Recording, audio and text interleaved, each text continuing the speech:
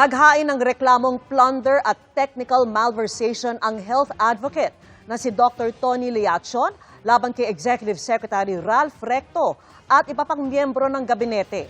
Kaugnay po yan ng iligal umanong paglilipat ng 60 bilyong pisong pondo ng PhilHealth sa National Treasury.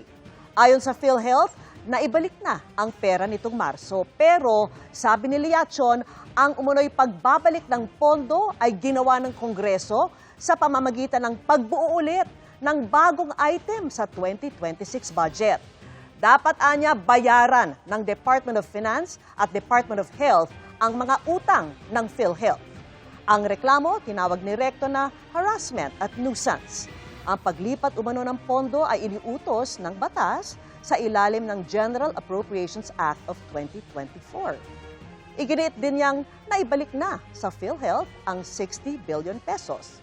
Sabi naman ng palasyo, lahat naman ay may karapatang magsampa ng reklamo pero ang tanong ay kung mananalo ito.